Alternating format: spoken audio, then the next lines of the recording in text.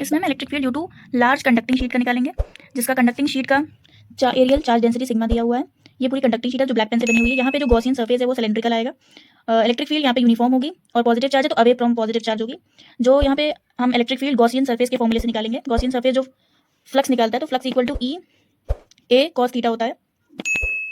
ई और ए जो होगा आपस में अगर परपेंडिकुलर है 90 डिग्री का एंगल है तो जीरो हो जाएगा, क्योंकि कॉस 90 की वैल्यू जीरो होती है। तो यहाँ पे इलेक्ट्रिक फील्ड इस डायरेक्शन में होगा और जो डी ए जो एरिया होता है वो हमेशा ओपन सरफेस के परपेंडिकुलर होता है। तो यहाँ पे डी ए आ जाएगा, यहाँ भी डी ए आ जाएगा, लेकिन इसके और इसके बीच में 90 डिग्री का एंगल होगा तो ये आपस में जीरो हो जाएंगे। इसका फ्लक्स जीरो हो जाएगा। फ्लक्स इसमें सिर्फ हॉरिजॉन्टल डायरेक्शन का निकलेगा, इस डायरेक्शन को पीछे वाले डायरेक्शन का, जिसका हम यहाँ पे फ्लक्स निकाल लेंगे। क्लोज डिफरेंशिएशन होगा यहाँ पे। और जो गॉस लॉ के हिसाब से जो भी फ्लक्स होता है वो equal to Q by epsilon naught होता है in closed surface. Area of sheet हमने ए लिया है। यहाँ पे इलेक्ट्रिक फील्ड यूनिफॉर्म होगी तो ई की वैल्यू दोनों की सेम होगी। 2E equal to Q by epsilon naught आएगा।